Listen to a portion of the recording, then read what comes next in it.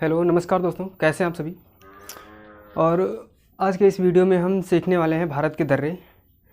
और इससे कल वाले वीडियो में हमने जो भी भारत के हिमनद यानी कि ग्लेशियर थे उनके बारे में चर्चा की थी। और आज के इस वीडियो में हम भारत के जितने भी दर्रे हैं उनके बारे में चर्चा करेंगे। तो आइए शुरू करते हैं। सबसे पहले हम इसमें बता दें आपको कि हमने यहाँ पर जो भी नीले कलर से ये दर्शाया है चिन्ह, ये दर्रे हैं और सभी हमने यहाँ पर दर्शाने का प्रयास किया है और उनके नाम भी यहाँ पर हमने लिखे हैं। और जो भी बाकी के बचे हुए हैं वो हमने यहाँ पर साइड में लिखे हैं।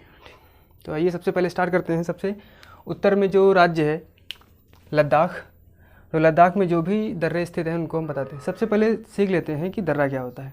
दर्रा एक ऐसा मार्ग होता है जो नदियों द्वारा बनाए गए होते हैं मार्ग ये, और पर्वतों को काट कर ये नदियाँ बनाती हैं।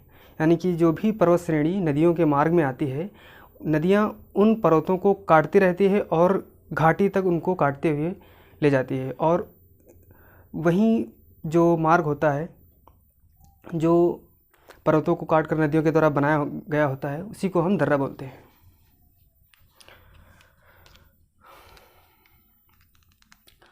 सबसे पहले हमने उत्तर में यहाँ पर बनाया है। और कल हमने बताया भी था कि जो सबसे उत्तर में जो पर्वत श्रेणी है उसको काराकोरम पर्वत श्रेणी बोलते हैं।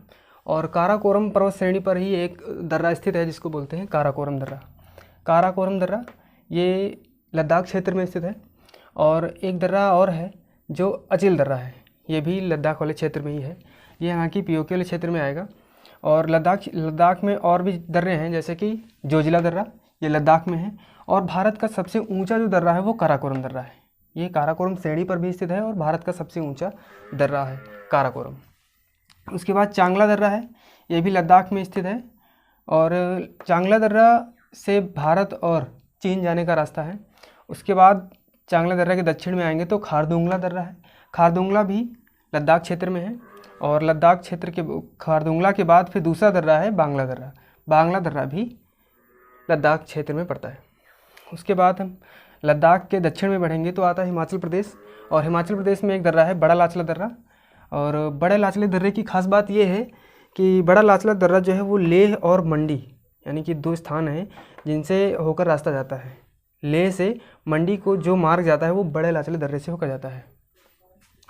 उसके बाद दूसरा दर्रा है इब्सिमला दर्रा, ये भी हिमाचल प्रदेश में स्थित है।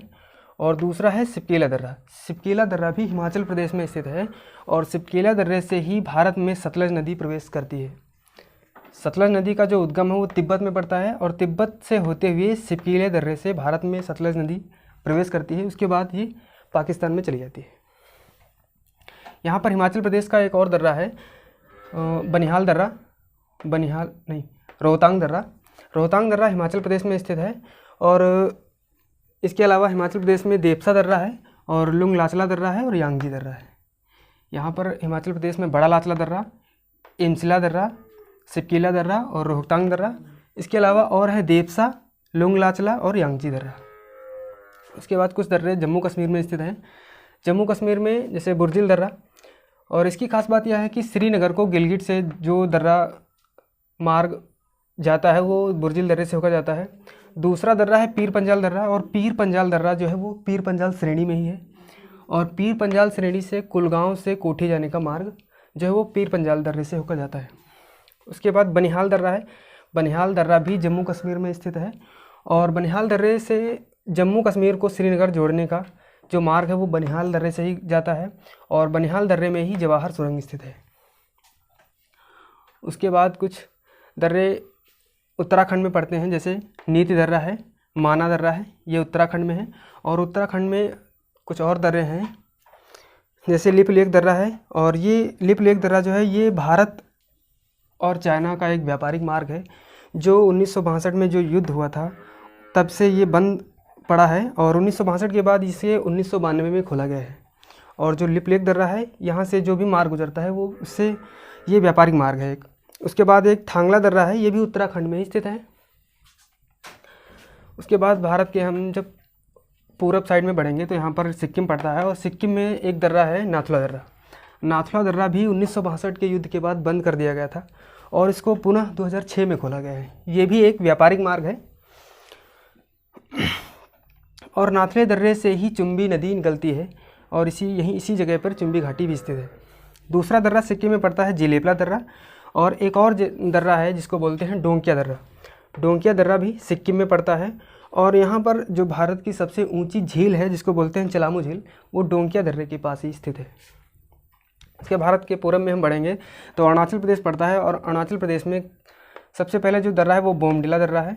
बोमडिला दर्रे के बाद बोमडिला दर्रा के जैसे पूर्व में बढ़ेंगे तो यांग्याप दर्रा पड़ता है। और यांग्याप दर्रे की खास बात यह है कि यहाँ से जो ब्रह्मपुत्र नदी है, ब्रह्मपुत्र नदी जो भारत में प्रवेश करती है वो यांग्याप दर्रे से प्रवेश करती है। अभी हमने बताया था कि जो सतलज नदी है वो सिपकीला दर्रे से प्रवेश करती है, और इसी के पास यानी कि जहाँ से सतलज नदी का उद्गम है उसी के पास ब्रह्मपुत्र नदी का भी उद्गम है, और ब्रह्मपुत्र नदी भारत में यांग्याप दर्रे से प्रवेश करती है। उसके बाद लिखापानी दर्रा है। लिखापानी के दक्षिण में एक दर्रा और पड़ता है दिफू दर्रा। ये दिफू दर्रा जो है ये भारत और म्यांमार जाने का मार्ग यहाँ से है। और दूसरा अरुणाचल प्रदेश में एक और दर्रा है जिसको बोलते हैं पांगसाट दर्रे। ये जो दर्रे हैं यहाँ से भारत और म्यांमार आने जाने का मार्ग यहीं से निकलता है। और जो लिखापानी दर्रा है यहाँ से म्यांमार और चीन जाने का रास्ता है। उसके बाद हम दक्षिण में जब बढ़ेंगे तो यहाँ पर एक मणिपुर राज्य पड़ता है, और मणिपुर में एक दर्रा है तुजू दर्रा। मणिपुर तुजू दर्रा जो स्थित है वो मणिपुर में स्थित है। उसके बाद हम भारत के मध्य में देखते हैं कुछ दर्रे स्थित हैं, जैसे कि मध्य प्रदेश में असीरगढ़ किला दर्रा स्थित है। यह है मध्य प्रदेश में, और इसकी खास बात यह है कि असीरगढ़ किला दर्रा जो है उसको बोलते हैं दक्कन दरवाज़ा या डोरवे। दक्कन दरवाज़ा इसको इसलिए बोलते हैं क्योंकि जो असीरगढ़ किला है वो उत्तर भारत को दक्षिण में दक्कन का पठार पड़ता है उसी को जोड़ने का कार्य करता है असीरगढ़ का किला, इसीलिए इसको दक्कन का दरवाज़ा या डोरवे बोलते हैं। उसके बाद राजस्थान में एक दर्रा है जिसको बोलते हैं गोरान घाट दर्रा। और गोरान घाट दर्रा की खास बात यह है कि ये जो यहाँ पर राजस्थान में अरावली पर्वत श्रेणी है, अरावली पर्वत श्रेणी पर गुरु शिखर और माउंट आबू दो स्थान है, उनको अलग करता है। गोरान घाट जो दर्रा है वो गुरु शिखर व माउंट आबू को एक दूसरे से अलग करता है। उसके बाद महाराष्ट्र में हम आएंगे। महाराष्ट्र में भी 3 दर्रे पाए जाते हैं। एक थालघाट दर्रा है, और थालघाट के दक्षिण में भोरघाट दर्रा है, और भोरघाट उसके बाद एक अम्बा घाट दर्रा है, वो भी महाराष्ट्र में ही पड़ता है। ये भारत का पश्चिमी क्षेत्र है, यानी कि यहाँ पर पश्चिमी पर्वत श्रेणी पाई जाती है, और इसी पश्चिमी घाट में ही ये दर्रे स्थित हैं, थालघाट और भोरघाट और अम्बा घाट। थालघाट दर्रा जो है, थालघाट दर्रा मुंबई से नागपुर को जोड़ता है, यानी कि जो मुंबई स्थित है यहाँ पर सालसेट द्वीप पर स्थित है, और सालसेट द्वीप मतलब मुंबई से हम जब नागपुर जाएंगे तो इसी दर्रे से होकर गुजरता है। यहाँ पर आपका नागपुर पड़ता है, और मुंबई से जब हम नागपुर जाते हैं तो थालघाट दर्रे से होकर जाते हैं, और थालघाट दर्रे से ही मुंबई, नागपुर और कोलकाता जाने का मार्ग यहीं से है। थालघाट दर्रे के दक्षिण में एक दर्रा और पड़ता है भोरघाट दर्रा। भोरघाट जो दर्रा है यहाँ से मुंबई और पुणे, यानी कि यहाँ मुंबई पड़ता है और यहीं पर पुणे पड़ता है, तो मुंबई और पुणे को जो जोड़ने वाला दर्रा है उसको बोलते हैं भोरघाट दर्रा। और एक दूसरा महाराष्ट्र में ही दर्रा है जिसको बोलते हैं अम्बा घाट। ये तीनों जो दर्रे हैं वो महाराष्ट्र में स्थित हैं। महाराष्ट्र। उसके दक्षिण में हम बढ़ेंगे तो यहाँ पर ये महाराष्ट्र पड़ता है, उसके बाद गोवा पड़ता है, यहाँ पर कर्नाटक पड़ता है, कर्नाटक के दक्षिण में यहाँ पर केरल पड़ता है, और जो भारत का पश्चिमी क्षेत्र है यहाँ पर पश्चिमी घाट पर्वत का विस्तार है, और जहाँ पर पश्चिमी घाट और पूर्वी घाट आके मिलते हैं यहाँ पर उसको बोलते हैं नीलगिरी की गांठ। और नीलगिरी के दक्षिण में एक पर्वत श्रेणी पड़ती है अन्नामलाई। तो जो पालघाट दर्रा है वो केरल में पड़ता है, और ये नीलगिरी और अन्नामलाई पर्वत श्रेणी के मध्य है। पालघाट दर्रा जो है ये नीलगिरी और अन्नामलाई।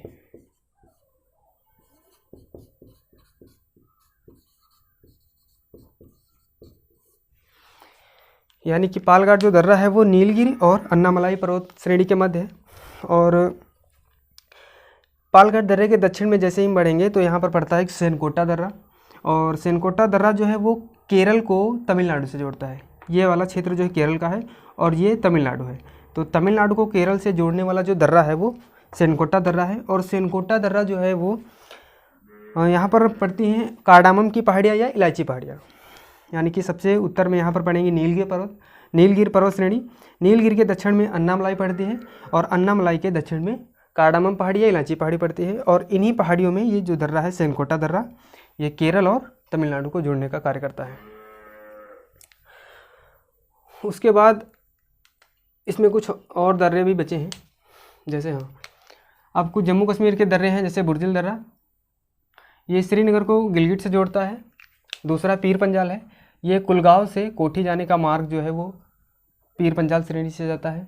और अभी हमने बताया बनिहाल दर्रे, ये जम्मू को श्रीनगर से जोड़ता है और यहीं इसी जो दर्रे में जवाहर सुरंग भी स्थित है। और ये कुछ थे हिमाचल प्रदेश के अन्य पर्वत दर्रे, जैसे देवसा है, लुंगलाचला है और यांगजी है। ये ढोंकिया दर्रा हमने बताया कि सिक्किम में स्थित है और सिक्किम में, और यहीं पर सबसे ऊंची जो झील है चलामू झील, वो इसी के पास स्थित है। और दूसरा हमने दर्रा बताया बड़ा लाचला, ये लेह और मंडी जाने का मार्ग जो है वो बड़े लाचले दर्रे से, और ये हिमाचल प्रदेश में स्थित है। लेपो लेख ये उत्तराखंड में है, 1962 में इसको बंद कर दिया गया था और ये एक व्यापारिक मार्ग है और इसको 1992 में पुनः खोला गया है। अगला दर्रा था, हमने बताया कि जो थालगढ़ दर्रा है ये उत्तराखंड में स्थित है। तो ये थे आज के दर्रे, और ये बहुत ही महत्वपूर्ण दर्रे हैं परीक्षा की दृष्टि से, क्योंकि किसी न किसी परीक्षा में इनसे क्वेश्चन पूछा ही जाता है। तो ये सभी याद रखना है आपको, और सभी हो सके तो एक जगह एकत्रित करके नोट कर लीजिए इसको, ताकि याद करने में आसानी रहेगी। तो कैसा रहा आज का वीडियो कमेंट में बताइएगा, और इसमें यदि आप लोग कुछ सुझाव देना चाहते हैं तो बिल्कुल कमेंट करिएगा, ताकि इसमें हम कुछ आगे सुधार कर सकें। वीडियो को देखने के लिए बहुत बहुत धन्यवाद। मिलते हैं अगले वीडियो में, तब तक के लिए नमस्कार।